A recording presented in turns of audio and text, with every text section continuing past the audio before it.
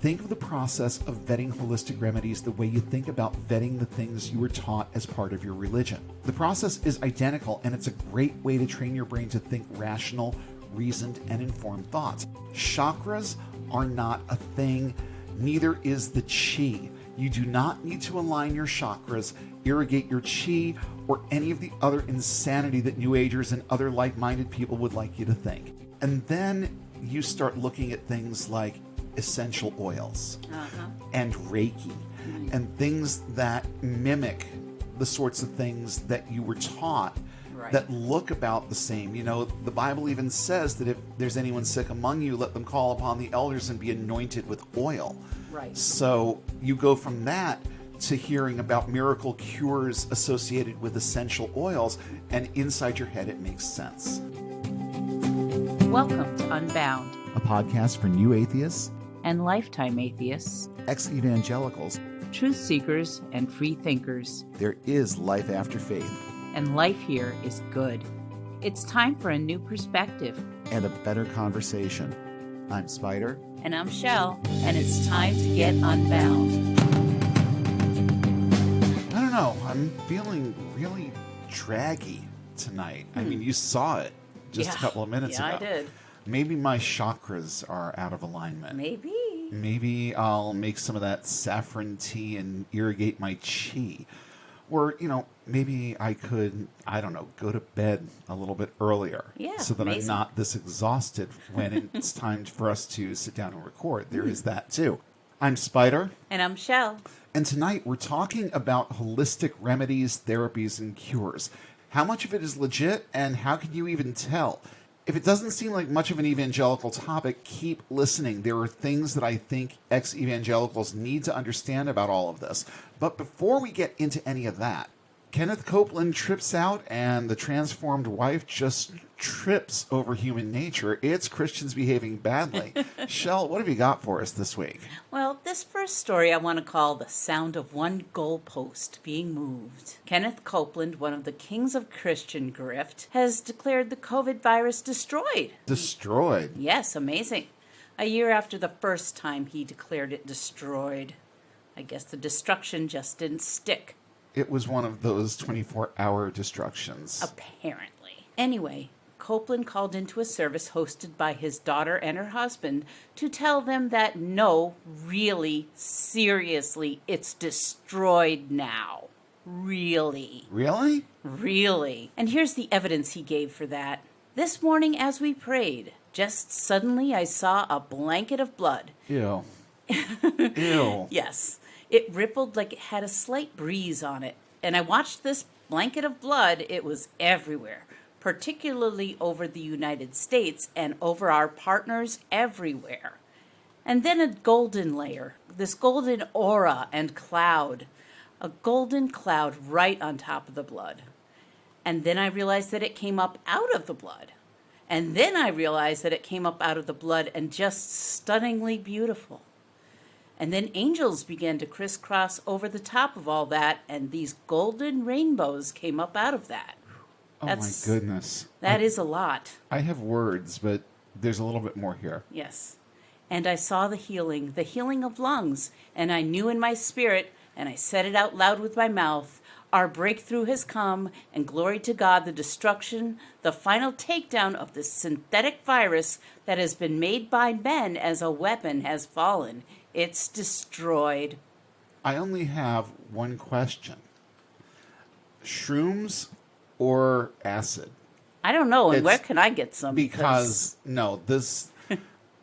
I mean, you could read this in the book of Revelation. Yes. Think about it. It really does sound like something that St. John the Divine would have come up with out of that long, strange trip he took. Oh, yeah. And he was not breathing pure air either. Oh, I can guarantee that. There was a definite pharmaceutical explanation for the book of Revelation. And I have my theories as to where this came from. It just sounds too much like something that you would see toward the end of the book. Yeah, definitely. It's a lot. But just the audacity of this whole notion that now it's just gone because this idiot says it's gone. I know. And there are people out there right now tonight who believe this. Yes, with who all of their believe- hearts because he said it. Yeah. Every single word out of his mouth, just an apple of gold. I've said it so many times before on the show, but it dumbfounds me that these are grown-ups. Yeah. That these are grown-up people, many of whom have lives, many of whom have jobs. Responsibilities. Yeah, I mean, he's in business. He's Yeah. making money. You get money from somewhere. Now, granted, there are some that are getting it from other sources besides jobs. But you've got to understand, there's a good quorum of people who are sending this person money, Yeah. who get up to an alarm every morning, they go to work, they have normal lives, and they think on a semi-rational level about a lot of things. And yet, they believe this implicitly and probably sent him more this week. Yeah, probably. I find it mind-blowing Yeah, that there it's- are grown-up adult people out there to whom not only this kind of shit appeals, Yeah. but who believe it so implicitly that they will just continue throwing money at this guy like he's God himself, and it doesn't matter that he's wrong. Right. That's the real crazy part. It doesn't even matter that he's wrong. Nope. It doesn't matter a bit. And they'll tell you from the bottom of their hearts and with all the conviction that they can muster that he's right. Yes. And that, not everything is as it seems. It may look like this thing is still in the world, but this guy said it's gone, so it's gone. Yeah. And we just have to believe that it's gone. Eventually it'll happen. Well, eventually, yeah, Yeah. but he's not saying eventually. No. He's saying it's right gone. now. Yes. And that's a problem. Yeah, it is. That is a real Just a little. problem for those of us who have a foot in reality. Yeah. Again, I've said it a bunch of times before on this show. I don't know what it will take I don't. to get some of these people to understand just how off all of this stuff is. I have to wonder what it would take. What is the single craziest thing that one of these people could say that Yeah. would open up some people's eyes and say, oh my God, no, I can't believe I ever believed this in the first place. How crazy does Yeah. it have to get? Because we've heard some crazy shit just in the last couple of weeks. Yeah, I know. And it just keeps getting weirder. Weirder and weirder as time goes by. But you know what? As long as it stays weird, we have a job. Yeah. So- pretty much. And I ask with trepidation what you have next because I've reviewed your notes and I know what's coming next. And just be prepared for a bunch of you've got to be kidding moments here, folks. Yeah. Just there's brace a yourself. lot. They're coming. There's a lot. Okay, this next one. Super retro mommy shamer, the transformed wife, Lori Alexander, who never seems to lack for ways to shame women, is now blaming mothers for their teen and older kids having sex outside of marriage. Because of course she is. Of course. It doesn't just take two. It No. takes two plus their idiot parents, right? There you go. Mm-hmm. Mrs. Alexander, who seems to have been born knowing exactly how to toe the line, says the following in a recent blog post called Working Mothers Make It Easy for Teenagers to Fornicate. Oh, okay. I see precisely where this is going. Oh, yes. Oh, man. Yeah. So much alarmist bullshit. Okay. Yeah, seriously. I'll shut up. You talk. Well, this is part of her post. When I was in high school in the mid-1970s, most of my friends' mothers were in the workforce. Homes were left empty during the day. One of my church friends, the only other girl that was my age in the church, would tell me about her fornication exploits. She and her boyfriend would go to her home during lunch and fornicate. She had a number of abortions. No one was home since her mom worked outside of the home. It all seems so unappealing to me, thankfully. This was not the life I ever wanted to live. Nor was it the life that anyone else was living. Yeah, Because right? this just has all of the earmarks Yeah. of something made up to make a point. Yeah. I'll take things that never happened for 1,000. Oh, totally. I mean, it's not Seriously. like this sort of thing never happens. I But- just don't think that it happened in this context In with this way. person. No. Right. Yeah. But, isn't that special? Of course, Lori would never want to fornicate with a fellow boy that she found attractive. Not Lori. And can we stop saying fornicate? I know. It's like, who talks like that? No one talks. No. Okay. Well, this person. This person does. talks like that. But it reminds me of Marty McFly's mother back in the beginning of Back to the Future. And she's like, I would never call a boy or be seen out with a boy. And then you sit in find a out. parked car with a boy. And of course, not even 2 hours later, You find out. you find out she kind of wants to fuck her own kid, which Yeah, is right? kind of Which is, odd, ugh. but she doesn't know. Yeah. We'll give her a hall pass on that one. It's still one of the best movies ever made as far as I'm concerned, so. But yeah, you gotta wonder what she was really like. Was really like. And here would be a great time to insert a flashback. Unfortunately, this is reality, so we can't do that. I'm not so sure Mrs. Laurie lives in reality either. She expects all women everywhere to only aspire to motherhood, to never let up on the controls over their children unless their husbands want to, of course, and also to never leave the house, apparently. She seems to think that will stop teenagers from having sex. It won't. No kidding. Well, she goes on. Yes, teenagers can have sex in cars, but it's far more comfortable and easier for them to have it in their own homes and in their own beds. When mothers aren't home, it's too easy for them to fornicate. When a mother is home full time, it's impossible for them to do this if the mother is a godly woman who would never allow their teenagers to do this. Yeah, right. Mm-hmm. Teenagers, for the most part, aren't thinking about comfort at that point. Where are you getting your information? It's not the 70s anymore. Can I interject something on Yeah. this point just real quick? Oh, two things. Number one, it doesn't matter if the parents are home. No. My girlfriend and I got some things accomplished at both my house and hers when I was in high school. We accomplished things because where there's a will, there's a way. Yeah. It's just that simple. And no, comfort is not usually part of the equation. It's just opportunity. That's that's what it it. is. It's my opportunity. My high school had practice rooms right off of the band hall. Oh, yeah, those practice rooms. Now, I've told you about this, right? Yeah. Now, one of the wonderful things about these practice rooms is that they actually locked from the inside. And the whole point of that was apparently so that if you were in there practicing, you weren't going to be disturbed. Well, let's just say that it was a regular occurrence for teenage boys and girls to be practicing together in these rooms. And even to the point where, now you got to figure, this is like the mid-1980s. People thought a little bit differently about certain things back then. But I've even heard tell of people being walked in on by custodians who entered the room to clean, saw there were people in there. The only response at that point is, oh, excuse me, boom, and there's the door closed again. That's the way we rolled in 1987, okay? Yeah. And it really didn't matter that the only thing that was in there was an upright piano and a couple of benches. Shit got done. Yeah. So you put horny teenagers together, they're going to figure shit out. Right. It doesn't matter. They don't need a bed. They don't need to wait until nobody is home. No. That's not even part of the equation. I can tell you as an experienced teenage person, it's not part of the equation, like at all. It's like any other crime. You have the means, you have the motive, and you have the opportunity. Oh, totally. Do all three things match up, and you are good to go. Absolutely. Absolutely. And let me tell you, even though I think that there's been a real shift in the way people think or in their ability to think, trust me when I tell you, human nature has not changed that much. No.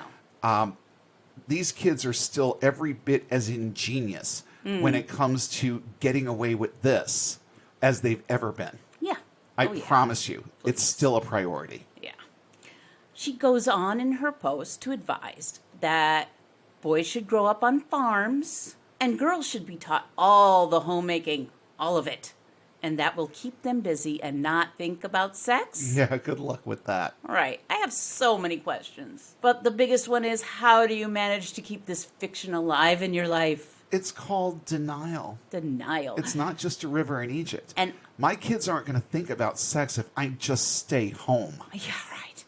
I'm like, I'm sorry, but I am willing to wager that all of her kids, or at least one or two, I don't know how many kids she has, they're all grown, but I'll bet you anything that at least some of those kids have had premarital sex, either with their current wives or with somebody completely different. And It she could've- never knew. Oh, no, I think that it's practically a given. Yeah. Because when you make it out to be this forbidden fruit, Yeah. this thing that is just, it's so taboo. It's so sinful. Yeah. You know, it's like, don't eat the fruit from the tree I tell you not to eat. Or don't touch the hot stove. We've Yeah. talked about this one numerous times on the Yes. show. You tell a toddler, don't touch the hot stove, they're going to touch the stove. You tell a teenage boy, don't touch the hot girl, and even if it wasn't a thought in his head before, oh, it is now. It is now. It totally is now, and it's going to happen. Yeah. And like I said a minute ago, where there's a will, there's a way. It will get done. If there's a parent in that house 24/7, it will get done. Right. It doesn't matter.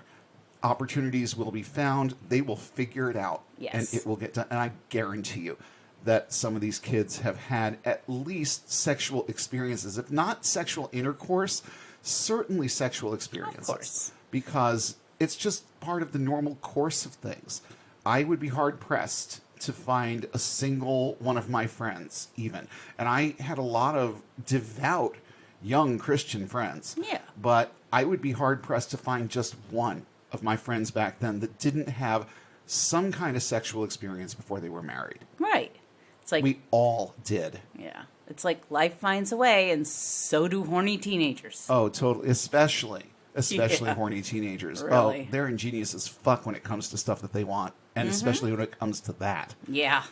Yeah, true. You know, sometimes I can find a good segue out of this segment into the next. But in this instance, it's kind of difficult Yeah. trying to get past the notion of the practice rooms now. So we're going to just sort of leave that story where it is. Yeah, let's leave it. And we're just going to cap it off with, you know, boys will be boys, girls will be girls, and when they get together, they're going to do shit. That's just the way that it Just is. it. And on that happy note, just want to let you know that our Patreon is active at patreon.com/Unbound Podcast Network. $5 a month is all it takes to get yourself early access to all of our content. And the more patrons we amass, the more good stuff we're going to be able to offer. So if you have the means, please at least consider supporting us. Patreon.com/Unbound Podcast Network is where you're going to go to make your pledge. And if you just don't have the money to spare, that's fine too. Again, just like we say every week, tell someone new about us this week. Get what you need from the content and share it out wherever you can. Tell people about it. And just make sure that the people who need to hear it are hearing it, or that you at least let them know that we're out there. That's how podcasts get spread. And that's how you can help us every bit as much as sending us money. So I'm going to leave it short and sweet and get right into our main topic.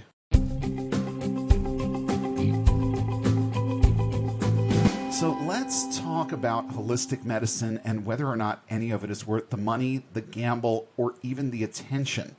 According to a survey conducted by the American Society of Clinical Oncology, almost 40% of Americans believe that cancer can be cured via alternative therapies alone. Of course, these are also the patients who die in the largest numbers. That is a staggering statistic as far as I'm concerned. Yeah, That's almost definitely. half of the people out there think that they can eat some root or something and it's going to cure their cancer. Cure. Not just augment the effects of chemo, but this alone will cure me. And they get convinced with no evidence, with absolutely no peer-reviewed anything. Yeah. They become convinced that this holistic remedy that they are opting for is going to be the thing that saves them. And they opt out of things like chemo and just do this. Yeah. And it spans way beyond cancer, but that's just the example that we're working with right now.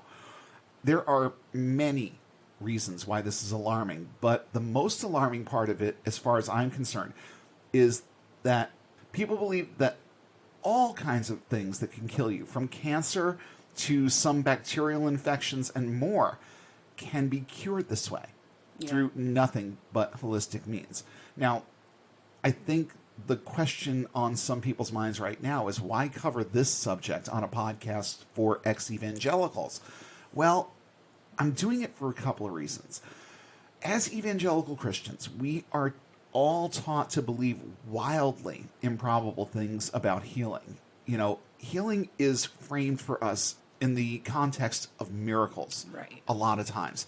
Healing is not something that the average evangelical thinks of as happening over time. They think of it as something that is instantaneous because it's the will of God. So if you pray over someone, if you anoint them with oil, if you lay hands on them, if you do all of the things that are common to what you see in your average evangelical church, these things are going to have immediate and measurable results. So we are not taught to think about healing as a process. We're taught to think about healing as something that is instantaneous. Right. And that's problematic right there. We're also taught as evangelicals to literally be afraid of science. Yeah. They teach you to fear science. They vilify it to the point where it starts looking like traditional medicine is the actual enemy. Right. And they really do drive that home. They won't tell someone not to have surgery because there are legal ramifications for that.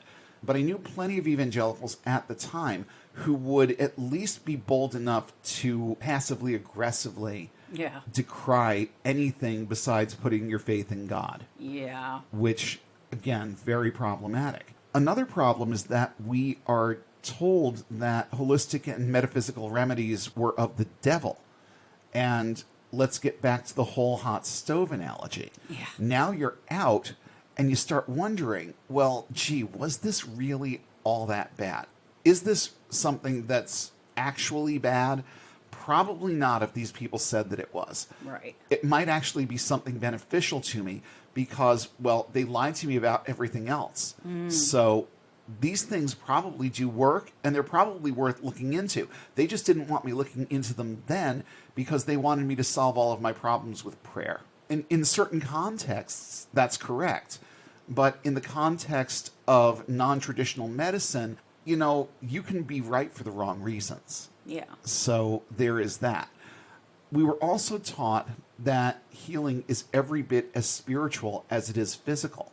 And then we grow up and understand that spiritual is just a fairy tale concept. We are physical beings. We live in a physical universe. We have physical bodies that have physical problems. And there's nothing going on inside us anywhere that can be solved with a spiritual solution. And all of those points are problematic for a number of reasons. As Christians, we also learn to think unrealistically about healing in other ways. We were taught that things like laying on hands and anointing with oil and fervent, effectual prayer were things that could help. And then you start looking at things like essential oils and Reiki and things that mimic the sorts of things that you were taught that look about the same. The Bible even says that if there's anyone sick among you, let them call upon the elders and be anointed with oil. Right. So you go from that to hearing about miracle cures associated with essential oils, and inside your head it makes sense. Same thing with Reiki, because one of the major draws to Reiki for me was the laying on of hands aspect of it. It's like, I've been doing this for years. Now I've just found a good way to channel it. Right. That was the way I looked at it when we made our switch into Wicca. We also got used to attributing healing to God. I just went into this a little bit a second ago. But it's always God. It's not the scientists, the doctors, or the pharmaceutical professionals that develop treatments, perform surgeries, or provide medicine. It all begins and ends with God. So that's problematic too. We've been conditioned to steer our thoughts away from traditional cures and the notion of people being behind all of it. Right. So that's another, at least slight problem that goes along with this. And also for some of us, the whole process, the whole thought process of evangelical faith made us distrustful of doctors. Yeah. Because if science is bad, then that means that traditional medicine, by and large, is bad or at least unnecessary. Right.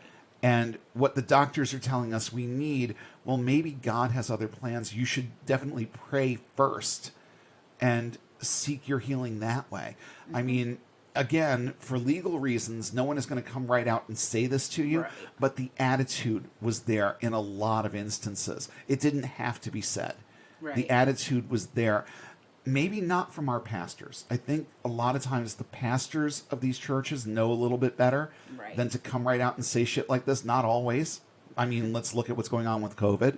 But, you know, by and large, I think a lot of them understand that they have to cover their legal asses just a little bit. Yeah. And so it's more the person sitting in the pew next to you that's going to give you flack for doing certain things. I remember when we talked about hypnosis and that lady at the party at my mother's house. Yeah. Talking about how she felt that I was doing something wrong or sinful because hypnosis wasn't quote unquote Christian. Well, there was somebody who just had the gumption to come right out and say it. She was also crazier than a shithouse rat. So there was that. So let's talk for a couple of minutes about the different kinds of holistic therapies that are out there. There are two general areas of holistic medicine: alternative and complementary. Now, complementary methods are used in conjunction with traditional treatments, which, you know, I honestly don't see the harm in most of the time, although there are holistic treatments that can fuck with chemotherapy and other things. Yeah. But by and large, most of this stuff is nothing but placebo anyway. Right. And we'll get into that concept a little bit later. But, you know, just I think pretty much everybody out there knows what a placebo is. And that's more what these things do. They provide a little bit more of a cushion of confidence Right. that what you're doing is going to help you and it's going to work. And it also gives your brain something else to think about. Let's just put it out there. You go in for a Reiki session and the atmosphere is it's aesthetically pleasing. Yeah. And we talked a little bit, just, you know, a couple of lines last week about how things like artistic therapy can be helpful in terms of the healing process. So in some small way, laying there on that table and having someone perform Reiki on you can have psychological effects, but certainly not physical effects toward healing or recovery. Yeah, I know that when I went in for my Reiki session, everything was geared towards giving me whatever I wanted at that time. Yeah. And it was really easy to fall into a state of altered consciousness where you're just sort of meditating so much that it's almost like you're dreaming, Yeah. but it kind of also feels real. Yes. But it's all coming out of your own head. Oh, yeah.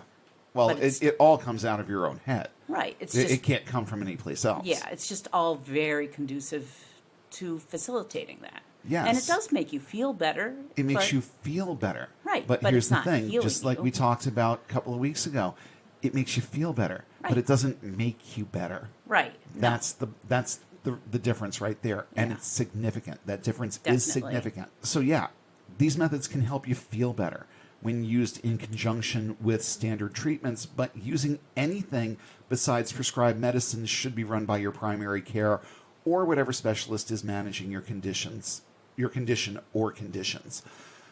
That's very, very important. Yeah, You know, I don't feel like definitely. I need to disclaim this. I think that it's been made abundantly crystal clear what I think about this. But just in case anyone needs to hear it from another source, talk to your doctor. Please. About anything that you use in conjunction with medicines, treatments, or therapies that have been prescribed for you. Right. Definitely talk to your doctor before you do anything else. Because like I said a minute ago, there are things that can fuck with other treatments. And you don't want to inadvertently make your situation worse in your effort to make it better. And in the vein of making things worse as opposed to making them better, the other half of this is alternative methods. Now, these are particularly dangerous because they're used to replace traditional medicines and treatments and can be extremely dangerous for that very reason. Right. People sometimes delay or outright cancel vital treatments like chemo and dialysis as a means of, quote, seeing if this works. Yeah. And that's incredibly dangerous. Worse still, many give alternative medicines way too many chances before conceding the necessity of traditional, tested, and proven effective treatments. When we're dealing with the general population, I'm not sure where these fears of actual treatments come from, because this is far from just an evangelical thing. No. There are plenty of people out there that will set aside proven traditional treatment methods for holistic methods. These two are not mutual exclusives. You don't have to have had this stuff crammed into your head to forsake traditional treatments. But I also know that outside of any kind of church setting, it was also instilled in me that at the end of the day, chemo is basically poison. Yeah. You're poisoning yourself just enough to kill the thing that's killing you without killing you along with it. Right. And there's a lot of truth to that. But that's true of pretty much every medicine out Right. there. So that's true Yes. if you take Tylenol. It's true if you take any kind of over-the-counter anything. It all exists to shut down various systems in the body so that you don't feel bad anymore. When you take Tylenol for a headache and the headache, quote-unquote, goes away, no, the headache is still there and is going to run its course. Yeah. It's just that now you've turned off certain receptors that are telling you that you're in pain, so that it has time to run its course without bothering you. Right. That's what it boils down to. It's not curing the headache. And it's the same thing with a lot of these holistic remedies. A lot of these supplements, a lot of these herbs, and all the ways that you can put these things together to get a specific result. Well, Right. what is pharmacology? It's basically the same thing, figuring out how certain chemicals work together and the effects that they have on the body.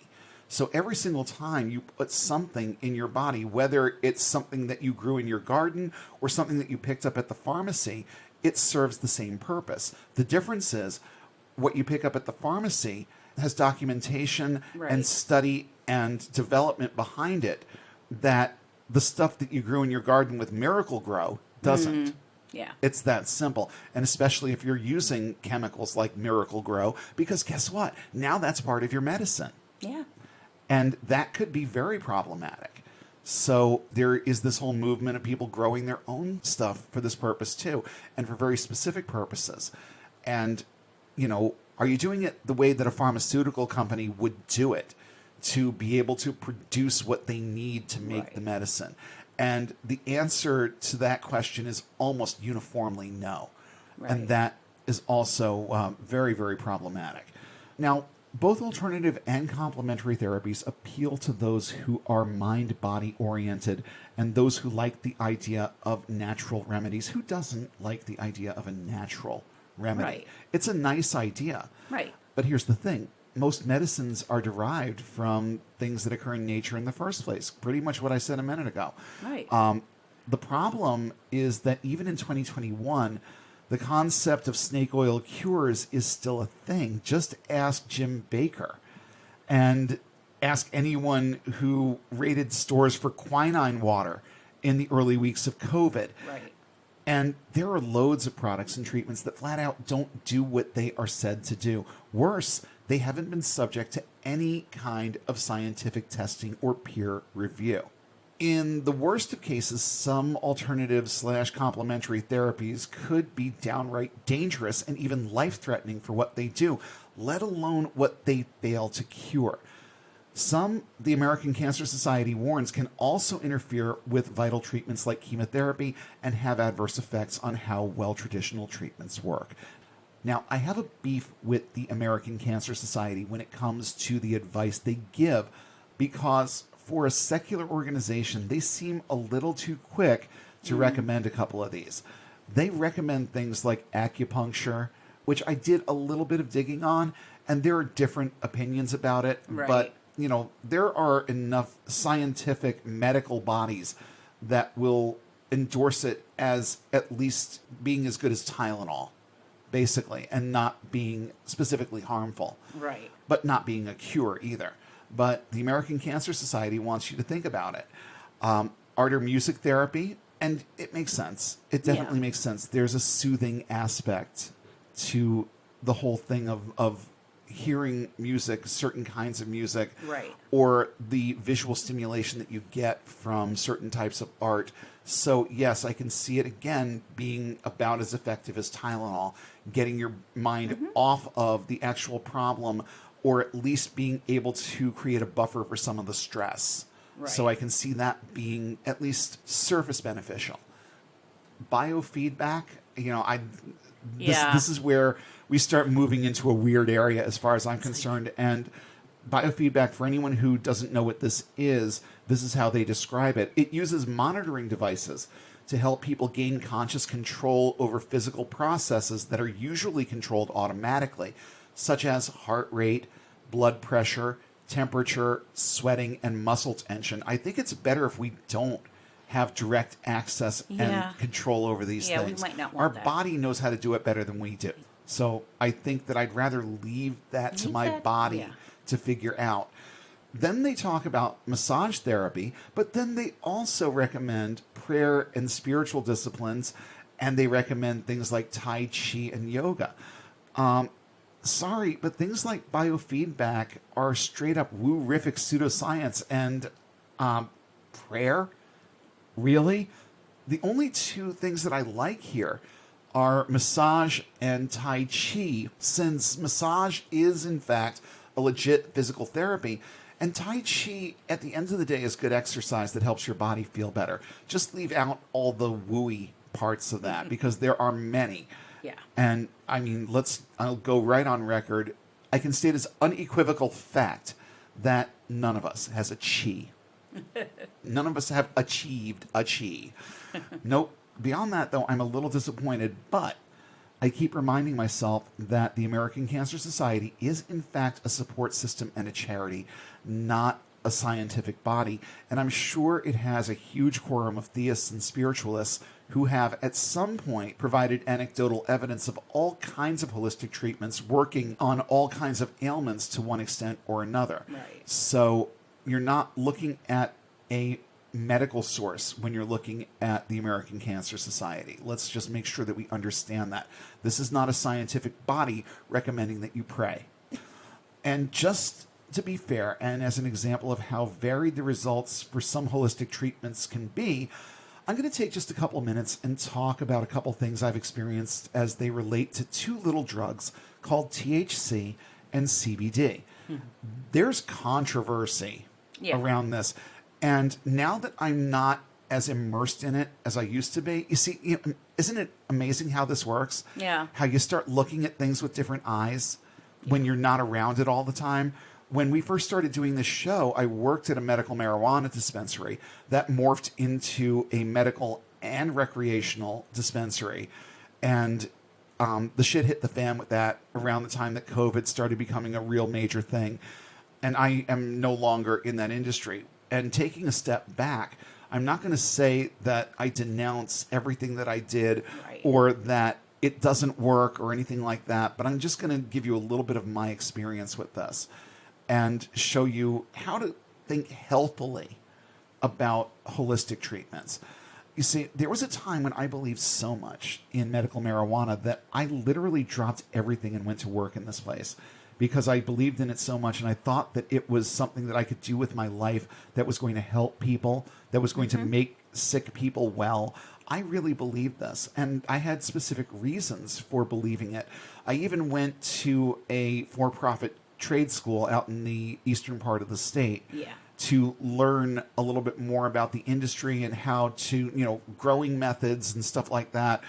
I learned quite a bit through that process. I don't think that it was a complete waste of time. The school is no longer there, and there are reasons for that. But I mean, I knew that it wasn't going to be the equivalent of a college education. I No. knew that, but I wanted more knowledge for myself, and I also wanted to be useful if I was going to insert into that industry. So I went and learned from some people who knew more than I did. I'm not a huge fan of for-profit schools, but this seemed like a good idea just from the standpoint of I can help people better if I understand this more. Yeah. So I did. I went and learned a little bit more, did actually pretty well, better than average in terms of the students that were there. and went out and got a job at a dispensary. And once I started working in that industry, it became apparent to me that loads of medical marijuana patients are actually recreational users. In fact, I think that applies to the majority. There are very few people out there who have what I would consider to be legitimate reasons, legitimate medical reasons to have that card. And I don't know what it's like everywhere, but I can tell you that in the Commonwealth of Massachusetts, the medical marijuana program is really nothing more than an elite club for white people with money. Yeah. That is pretty much what it is, because you have two sides to the industry in this state. You've got the medical side and you've got the recreational side. And the medical side has a number of perks. You get your product tax-free. You go to the front of the line at every dispensary. You can take part in sales and specials, which none of those things apply on the recreational side. But the other side of that is that you have to recertify every year, which means that you're paying a doctor every single year to say, yep, you can keep doing this. And then you're actually not paying the state anymore. This is actually good news. We're not paying for our cards every year anymore. They just show up once we get recertified. But it's just a matter of, do you have $150 a year to give to a doctor to give you a new certification for this? And I mean, it really is nothing more than a cash grab. Yeah. And I know of no one, and I mean no one, who has gone for a medical marijuana card who has been turned down. Yeah. And that's not just here. I know that it's true in Maine also. Maine takes it a step further and puts a prescriber right there in the dispensary so that you don't even have to show up with a medical card. You can show up without it, get certified right then and there, and make your first purchase. Yeah. And I have never heard of anyone being turned away in the state of Maine either. So medical marijuana is basically a white people's club more than anything else. Not that we didn't have minority patients, not that there weren't some. But let me tell you, that dispensary was the single whitest workplace I ever worked in, and it had probably the whitest clientele that I've seen anywhere. So the whole notion of medical marijuana, anyone can get a medical card.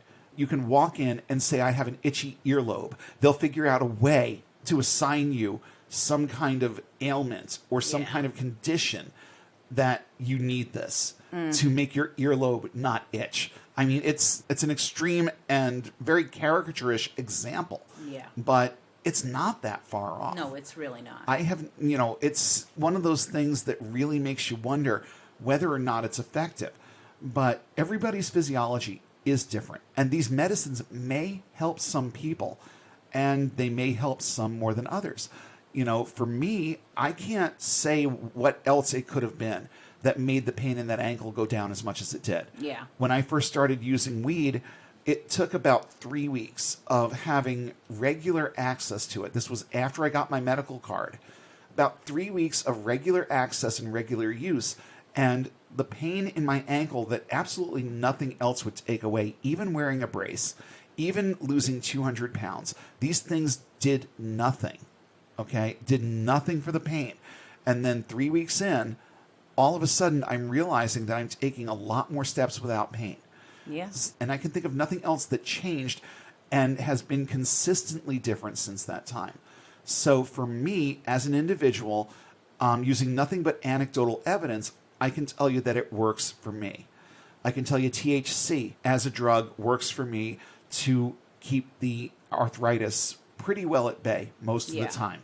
As for CBD, I've had good results with that too for various things.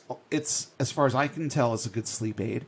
Right. And I know people who say that it helps them mellow out when they're having depressed episodes.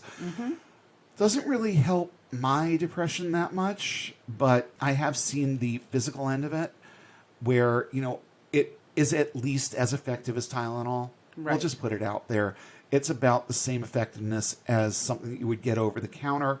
It's just that I feel like it's a little bit less harsh on my body. And a little more targeted. A little bit more. Maybe. A little bit more. But, there are people out there that completely reject it. You ask anybody from Puzzle in a Thunderstorm.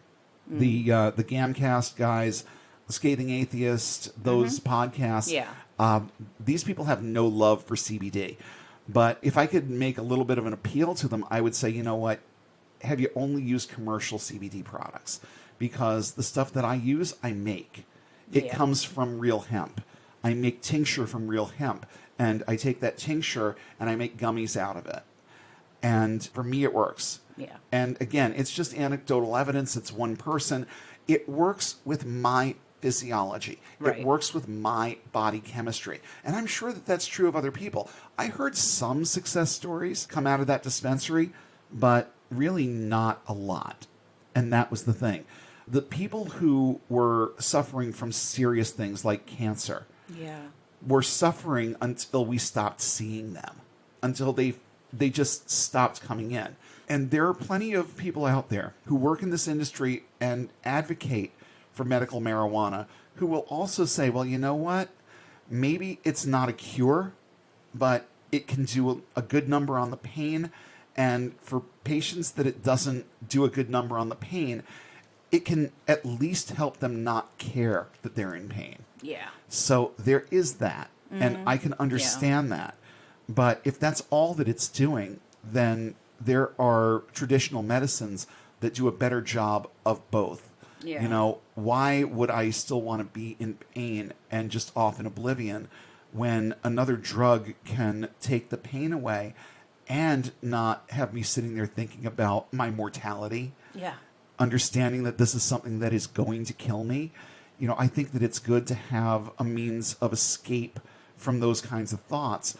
I'm just not 100% certain that just bombarding your brain with marijuana as opposed to something else that has more clinical evidence behind it would actually be. I'm not saying don't use medical marijuana. I still do because I see decent results.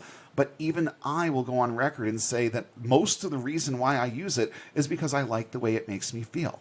So in that regard, it pretty much makes me more of a recreational user with the serendipitous side effect that it actually does something good for me physically, because it's not going to do the same thing for everybody, and that's just that. I mean, could it be nothing more than a placebo effect with the arthritis? It could be, but that's a pretty profound and long-term effect. The arthritis is still there. It still flares. Unfortunately, it decided to flare when we went away a few weeks ago. Yeah. And that kind of sucked. It kind of put a damper on things. I couldn't walk that much. Yeah. It does still flare. It's just that the flare-ups don't last anywhere near as long as they used to. Yeah. It just sucked that it happened at that time. Mm-hmm. And the bottom line for me with all of this, with medical marijuana and CBD and everything associated with cannabis and hemp and everything in that spectrum, is that we need to learn more about the science of these drugs. And fortunately, legalization is making it possible for research to happen. Right. So once we know more, we can start pinpointing better what these things actually help with, if they do anything at all for a large segment of the population. But let me tell you, when people came into that dispensary, I could tell the ones that were using it for medical purposes and the ones that were just using the fact that they could afford $200 a year to get the good stuff and not pay tax on it. Then you could always tell. And, you know, sometimes they even let it slip that they were buying for other people, and we were supposed to not dispense, but money talks and bullshit walks, so we always dispensed. Mm-hmm. You know, it was one of those situations. But we're in a good position at this point, with legalization becoming more widespread, to learn more about it. Now, my question is, when we know more about it, are we still going to hand out medical cards like Monopoly money?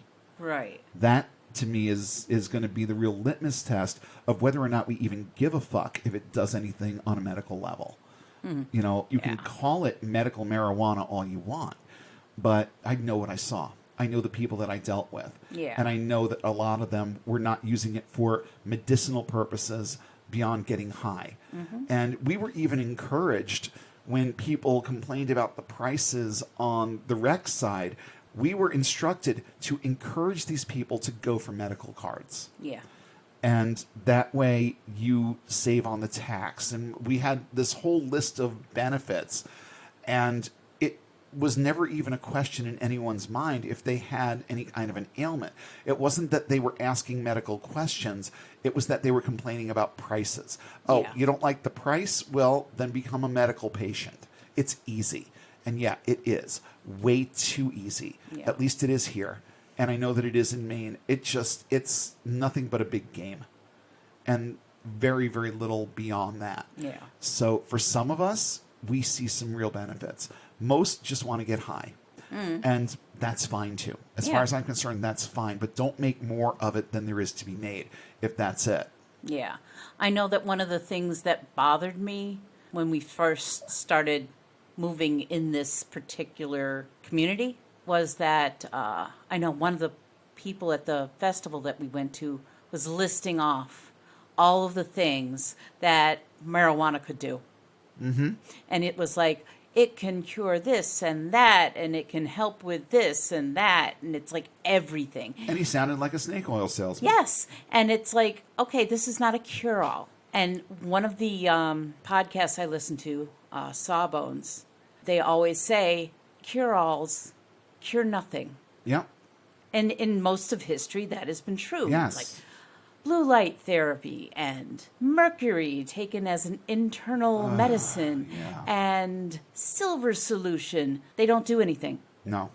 And more often than not, they will poison you or turn your skin blue. Yeah, I was going to say, they have certain physical evidences that they're Yes. in there and doing something.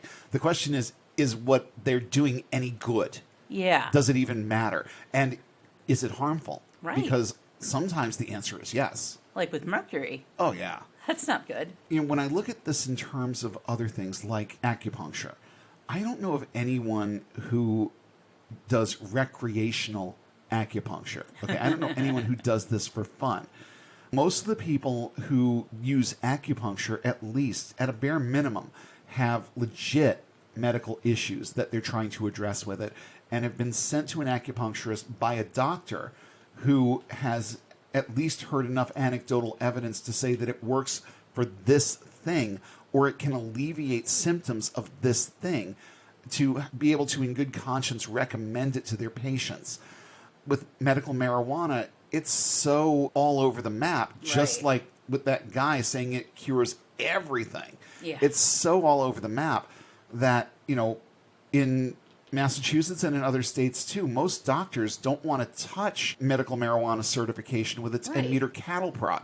That's why you have to go to a special doctor who doesn't take your insurance and pay that doctor $150 to put his reputation on the line for you to have this stuff. Yeah. That's the difference between medical marijuana and acupuncture. Whether or not they're equally effective in terms of what you're using it for, Yeah. that remains to be seen, because there's also not a whole lot of hard science behind acupuncture. No. But there is more than there is for medical marijuana. Right and now, that's yeah. significant. So let's steer a little bit away from the medical marijuana part of this. That's the one that I know. And I like to talk about what I know.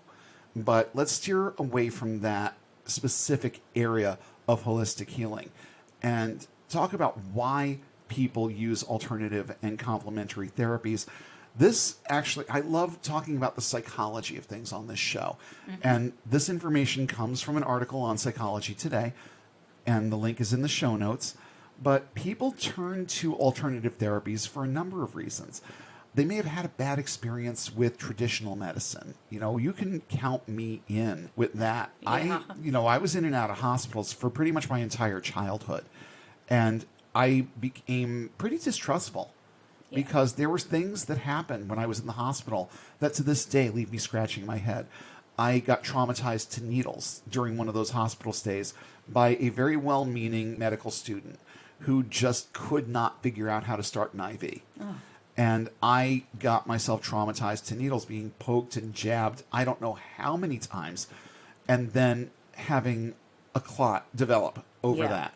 So yeah, there were issues, and so there were little things like that throughout my childhood that have kind of stuck in my head.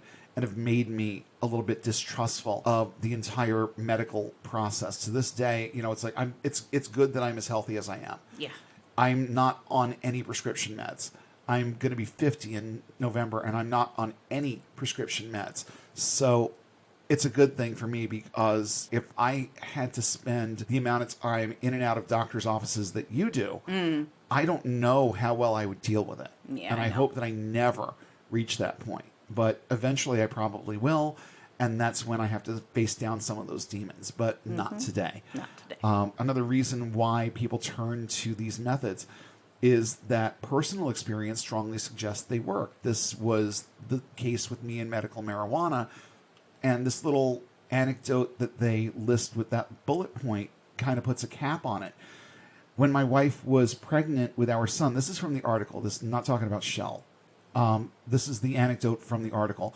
When my wife was pregnant with our son and feeling intense nausea, I tried applying pressure to her wrist at a standard acupressure site and was astounded to hear her say repeatedly, the nausea vanished when I pressed and returned when I released.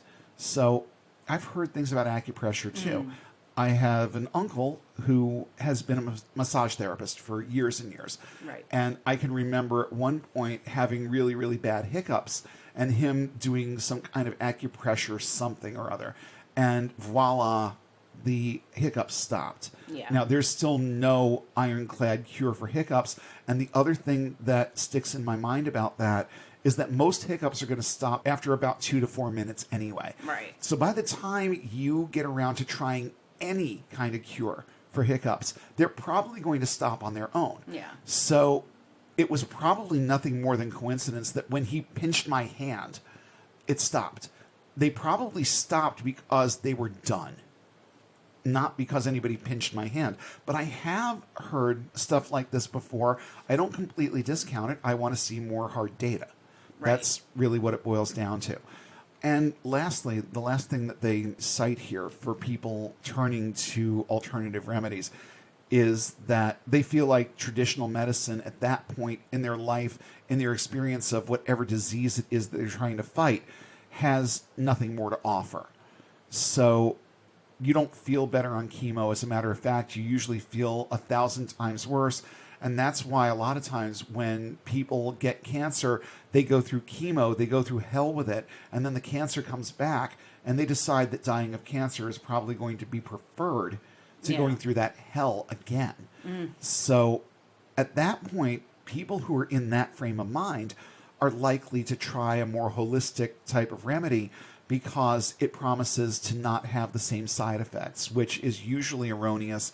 A lot of times you can't predict the side effects because it's all very personal and geared more toward your physiology and your body chemistry. But they hear that it's less harsh on your body to do this than it is to go through chemo again. So understanding that they are terminal or that this will just keep happening over and over and over again, and they don't want to go through this hell over and over and over again, they try something else because they figure at this point, what do I have to lose? Yeah. And I can certainly see that. I could see myself making that kind of a choice if I knew that I was terminal and there was this Hail Mary out there that I could try. Either I'm going to die anyway, or it's going to cure me, or it's going to give me a little bit more time. Right. And in any event, if it's not going to kill me outright, if the treatment itself is not going to kill me outright, then why not? Yeah. And at that point, I would agree. Why not? If you're at the end of what medicine can do for you, then at least it gives your brain the sense of doing something. And sometimes that's enough to alleviate the stress long enough to be able to enjoy those last couple of weeks or couple of months or whatever you have left.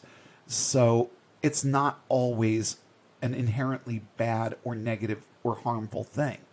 But turning to it as a first resort often is devastating. Yeah. So there's that to keep in mind. Now, that's people in general. What about evangelicals?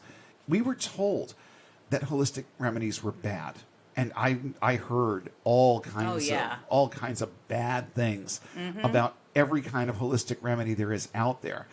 And now that we're out of this and thinking for ourselves, from a psychological standpoint, we want to see for ourselves. Yeah. Like I was talking about in the beginning, the hot stove, we want to see for ourselves now whether or not our pastors were lying to us and just wanted to keep us under control, and this stuff might actually work. Right. So there's that aspect. These holistic remedies also feed the need to exercise faith. Mm-hmm. We can't put our faith in this God anymore, but our brains are wired to have faith in things. So we place our faith in this healing method that has no science behind it, but has a lot of good anecdotal evidence. Whether it's true or not, we don't know. Because, you know what, as a professional copywriter, I was asked more than once to write fake testimonials. Yeah. I would never accept money to do that because I just had a little bit too much of an ethic behind what I did. But it happened more than once where I was approached by clients wanting me to write reviews of things or to write testimonials about things that I hadn't tried, that I hadn't seen, that I hadn't touched. And it never sat right with me. But again, money talks and bullshit walks. So I'm certain that you can find someone out there who's willing to use their voice for this, knowing full well that they're lying through their teeth. Yeah. It's a thing that happens. So it's hard to know who to trust. And then there's the element of magic and mysticism. There's a mystical quality to a lot of this stuff, especially when you get into the realm of things like energy healing. Yeah. And trying to cure your tumor with Reiki. Yeah. You know, that kind of thing. But we've been, again, taught to think of healing as something that is metaphysical. Yeah. Even in evangelical circles, we are taught that healing is a metaphysical thing. So we walk away from that, but our brains still latch onto these concepts because whether they realize it or not, they taught us to believe in Reiki. The instant they taught us to lay hands on people, to heal them, they taught us that Reiki was legit. They didn't realize it, but that's what they did. So that's the other side of the psychological equation. Now, I brought up the concept of placebos just a little while ago, so I want to just delve into this a little bit more. I think everyone out there knows what a placebo is. It's basically a pill or some kind of treatment that has no real medicine in it. And placebos are used in clinical trials for a lot of different drugs because they have various groups that they deal with. They have their control group, they have the group that gets the actual medicine, and then they have the group that gets a placebo. Then they compare, you know, does this medicine actually do something good? Does it do something measurable that the placebo doesn't? Because, you know, our brains are very complex. And even when you take a placebo, sometimes it can make things better, at least temporarily. It can make things better. And medicine has known this for a long time. Placebos can have short-term effects on a variety of ailments and symptoms. Things like depression, chronic pain, sleep disorders, even things like irritable bowel syndrome and menopause have had recent studies that show that placebos can actually change your physiology, at least temporarily, and provide relief for certain things, but not cures. They haven't found a placebo yet that can cure something, but they've found plenty that can actually alter your physiology just enough with your brain and the chemicals that your brain tells your body to produce.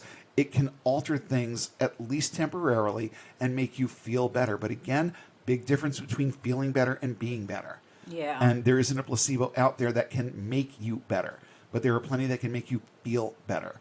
The same principle also applies to things like Reiki, Shambhala, crystal healing, and other quote-unquote energy healing methods. In short, if the person thinks it will help, it is often perceived to have a positive effect. I had the same experience with Reiki. I've talked about it before on this show. I had Reiki done for my arthritis and literally went for weeks without pain.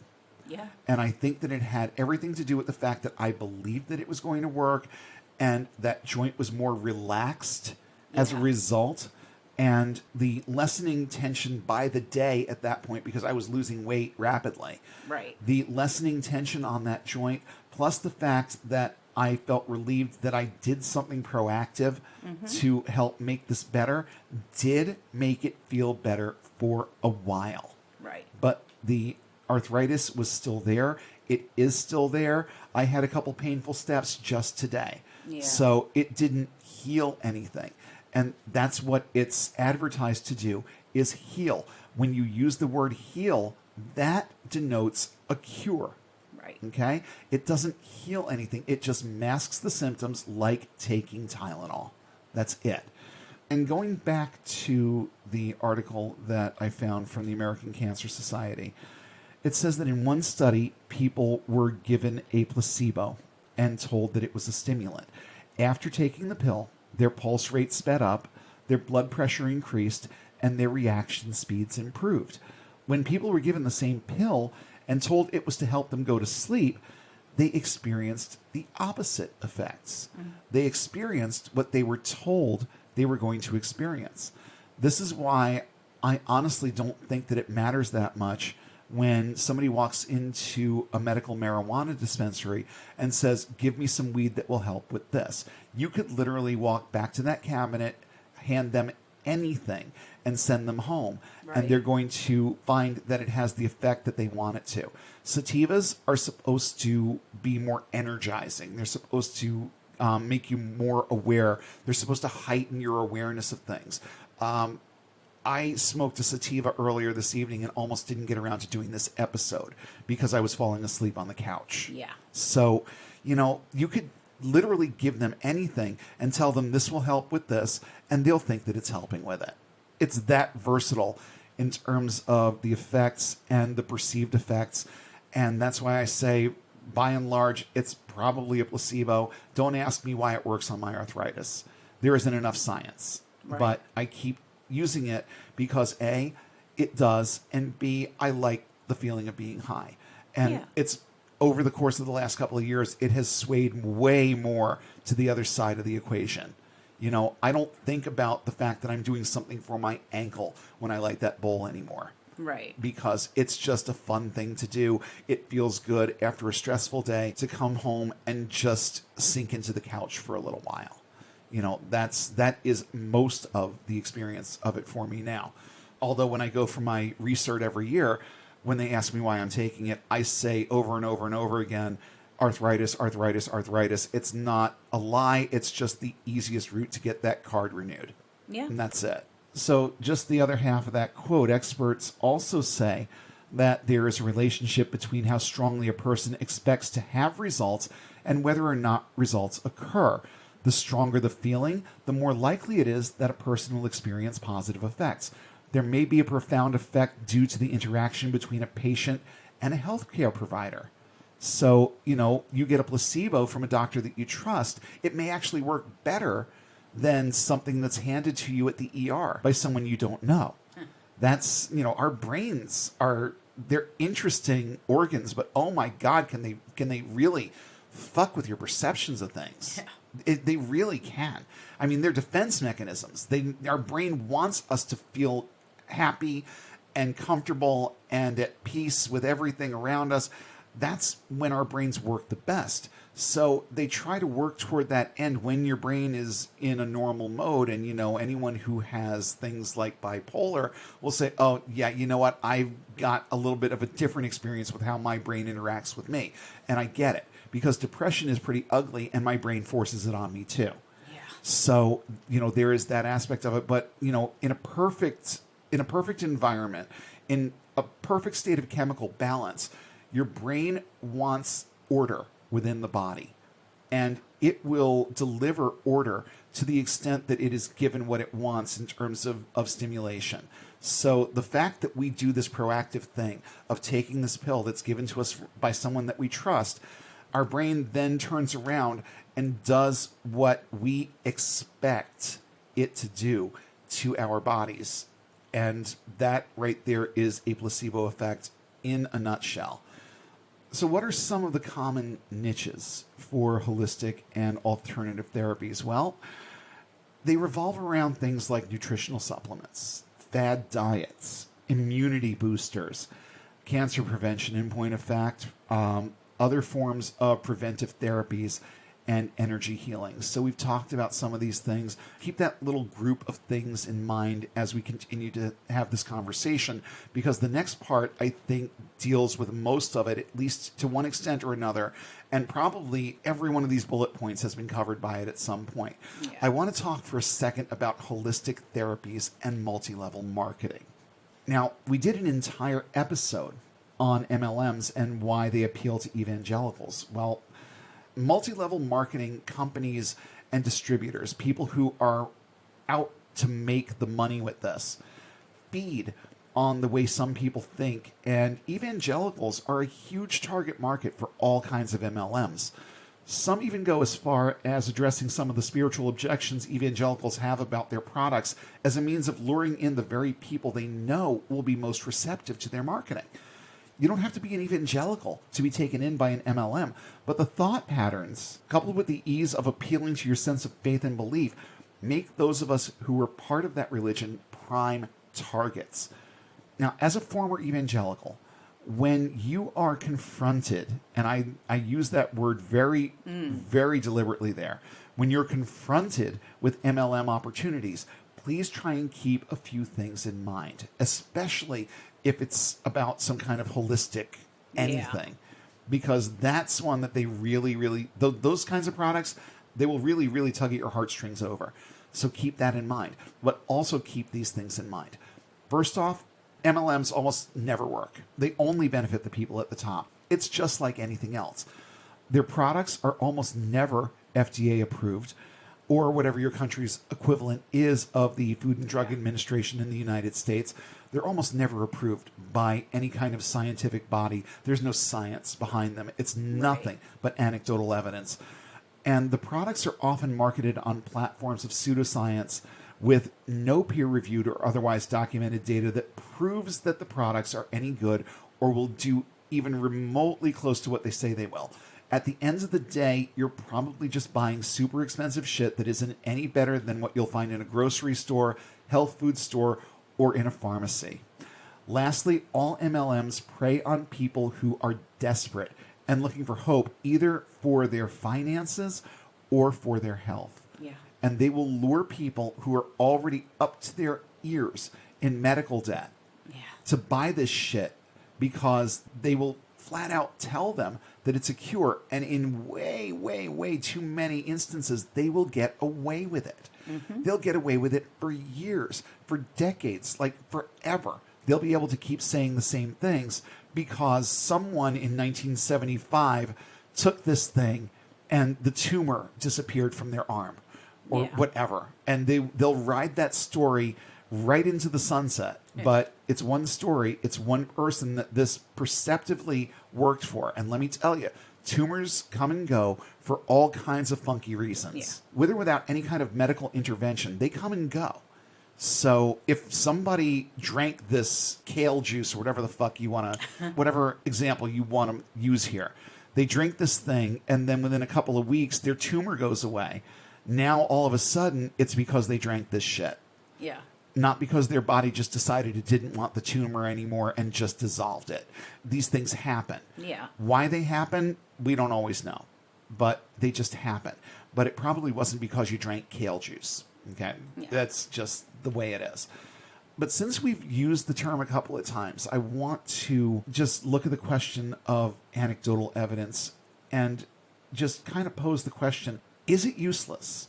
Well, the answer to that is really a resounding no, because anecdotal evidence is actually the foundation of a lot of research. Yeah. You know, you put people in a clinical trial for pharmaceutical product X, and it starts by monitoring certain body functions.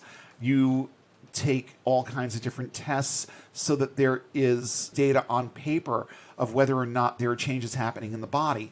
But it really begins with interviewing the program participant and saying, so how do you feel today?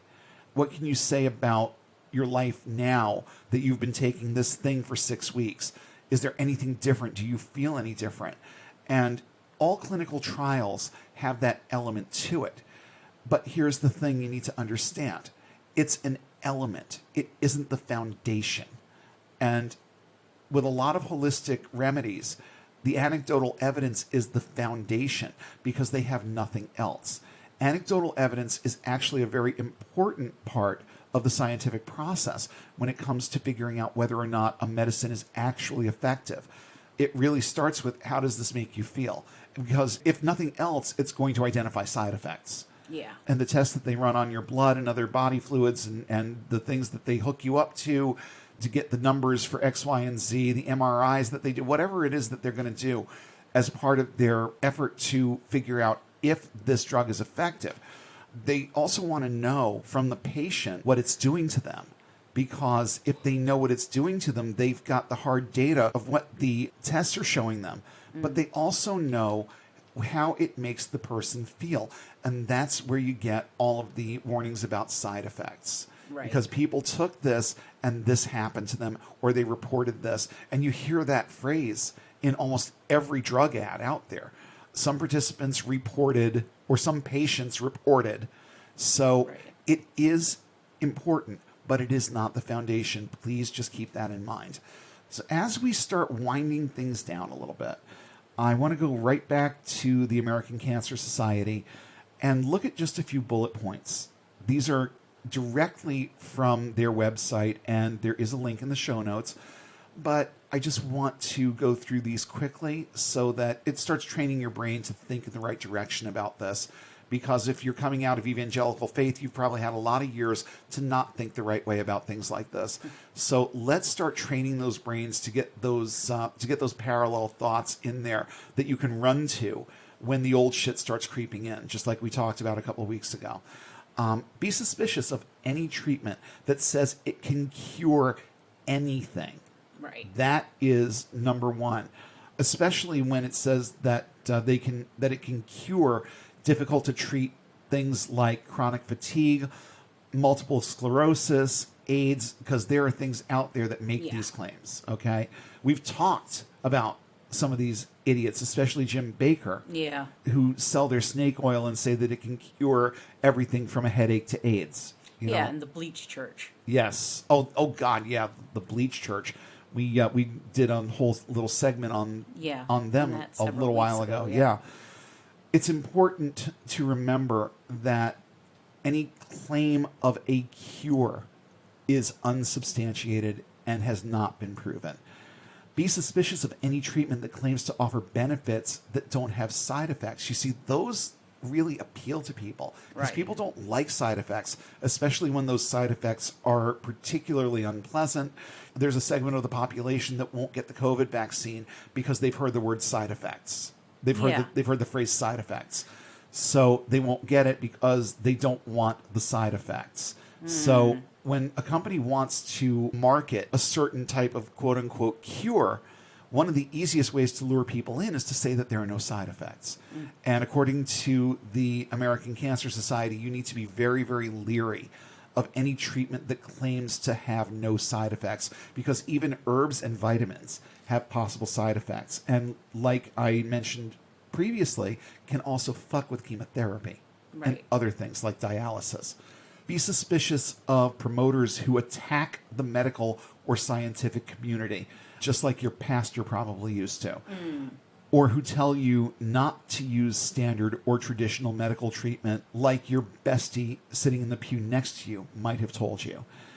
Beware of treatments you can get in only one clinic, especially if that clinic is in a country with less strict patient protection laws than those in the United States. There are people who will travel halfway around the world for a miracle cure to cancer.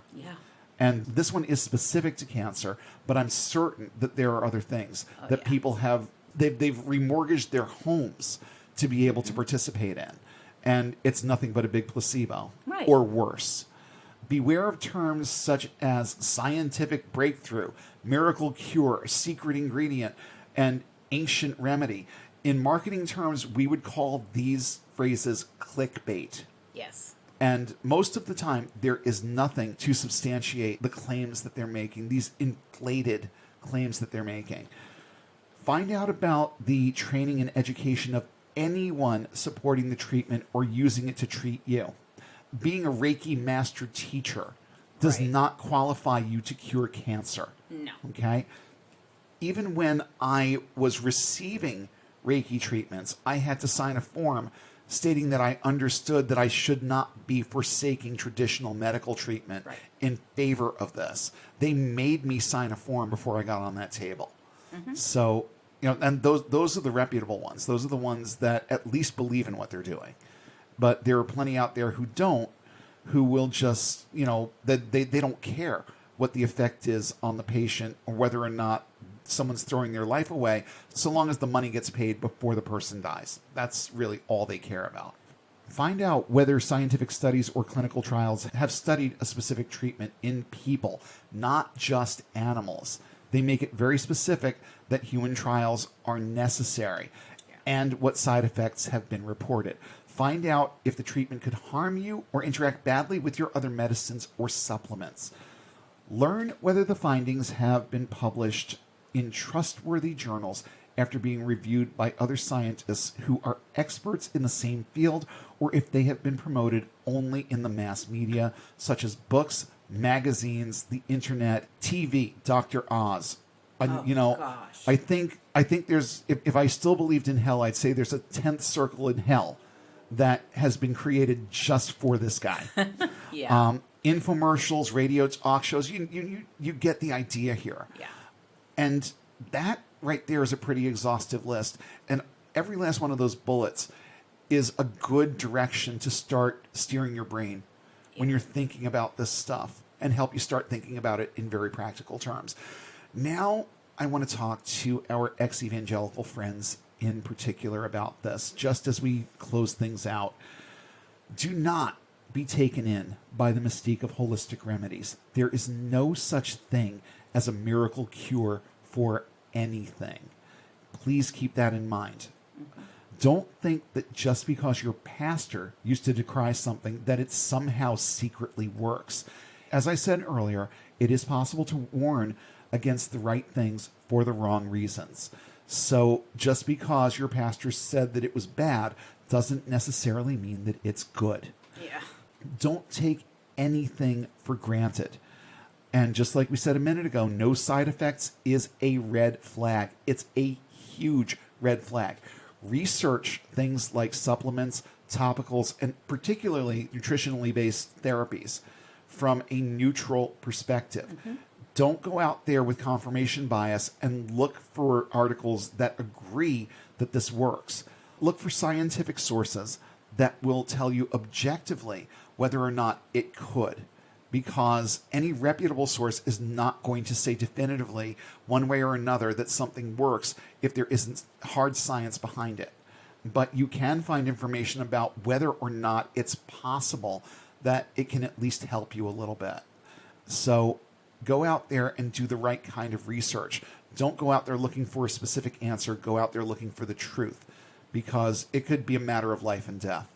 The truth is not always comfortable, but you know what? The truth could also save you thousands of dollars on snake oil too. Yeah. So there is that. And let's try and remember that crystals are rocks. Yeah. They have no power. They're just pretty. They're just pretty.